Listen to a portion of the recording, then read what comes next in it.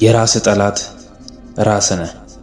ሁላችንም ከራሳችን ጋር የምንጣላባቸው በርካታ ምክንያቶች አሉ። ጦርነትን ወይኛ ወይ ውስጣችን ለማሸነፍ የተራዘመ ጦርነት ከሆነ ደግሞ ህመምና ስቃዩ ከባድ ነው። የውስጣችንን ጦርነት ለማሸነፍ የሚጠቅሙን እጅግ ወሳኝ ትምህርቶች። አንደኛ፣ የውስጥ ጠላቶችን ለይ። ትልቆቹ መሰናክሎች የሚገኙት በውስጥ ነው። እነዚህ ጠላቶች አሉታዊ ሐሳቦች፣ ራስን መጠራጠርና ፍርሃትና ማመንታት ናቸው። እነዚህ ውስጥ ጠላቶችን በመለየትና በመረዳት ጦርነቱን መጀመር ትችላለህ። ሁለተኛ፣ ራስን ጠንቅቀህ እወቀው። የውስጥ ጦርነትን በውጤታማነት ለማጠናቀቅ ራስን ማወቅ እጅግ ወሳኝ ነው። ሆነ ብለህ ስለ ራስህ በማሰብ ሐሳቦችን በመጻፍ የውስጥ ስሜትህን፣ ፍላጎትህንና መነቃቂዎችን መለየት ትችላለህ። በእነዚህ ውስጥ ጠላቶች አድብቶ ጦርነት ሊገጥም ሲል መሳሪያዎችን በማውጣት በድል ታንበረክከዋለህ። ሶስተኛ፣ ጦርነቶችህን በብልሃት ምረጥ። ሁሉም የውስጥ ጦርነቶች ልታገላቸው የሚገቡ አይደሉም። ተራ ጭንቀቶች የምርም ወደ ኋላ እያስቀሩ ካሉት መሰናክሎች መለየት አለብህ። ጉልበትህን ተራ አላፊ ስሜቶች ላይ ሳይሆን ለእድገትና ለደህንነት ከሚያስፈልጉ ላይ አድርግ። አራተኛ፣ የራስ ጠላት ራስህ ነህ። ለስኬት ትልቁ ጠላት ውጭ ያለው ዓለም አይደለም። የስኬት ትልቁ ጠላት አንተ ራስህ ውስጥ ያለው ውስጣዊ ዓለም ነው። እውነተኛና ልታሸንፋቸው የሚገቡ ጠላቶች ፍርሃቶች፣ ጥርጣሬዎችና ድህነት የማጣት ስሜቶች ናቸው። አምስተኛ፣ ፍርሃት እውነት አይደለም። ፍርሃት ስሜት ነው። ስሜቶች ደግሞ እውነት አይደሉም። ፍርሃት የተሰማ ነው ማለት ልትፈራው የሚገባ ነገር አለ ማለት ላይሆን ይችላል። ፍርሃት ኃይለኛ ስሜት ቢሆንም እንዲቆጣጠር ግን ልትፈቅድለት አይገባም። ስድስተኛ፣ ከምታስበው በላይ ጠንካራ ነህ። አመንክም አላመንክም እችላለሁ ከምትለው በላይ መቻል አቅም አለ። ፍርሃትን አሸንፈ ከግቦች የመድረስ አቅም አለ። ፍርሃት ምርጥ የምትለውን ህይወት ከመኖር ያግድህ።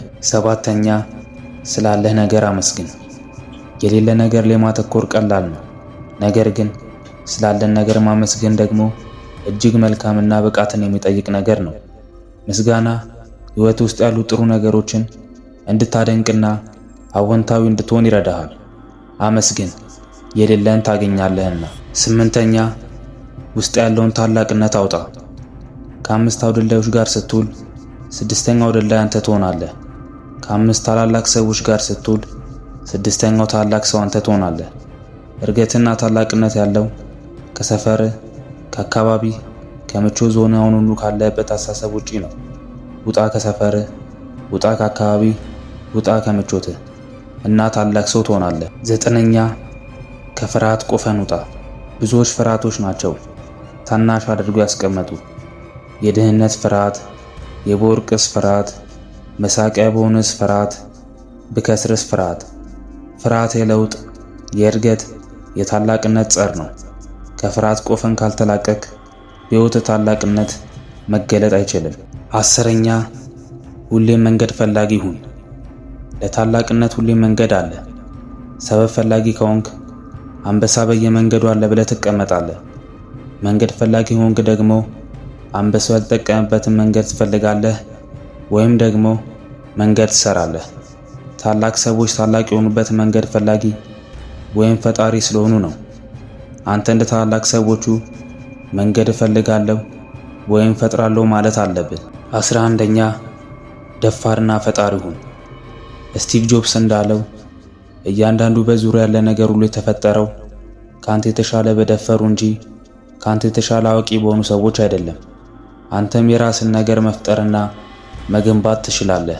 12ኛ፣ ከራስህ በላይ ዓላማህን አገልግል። ራስን ካንተ ፍላጎት በላይ ለሆነ ነገር አሳልፈ ስጥ። ምክንያቱም የራስ ፍላጎት ተራና ኃላፊ ሲሆን ዓላማህ ግን እንደ አለት የጸና መሰረት ነው። ማርቲን ሉተር ኪንግ የሕይወት እጅግ ዘላለማዊና ወሳኙ ጥያቄ ከራስህ በላይ ሌሎች ምን እያደረግክ ነው የሚለው ነው ይላል። ከራስህ በላይ ለሆነና ዓላማና ተልዕኮ ስትነሳ ሕይወት የበለጠ ኃይለኛና ትርጉም ያለው ይሆናል።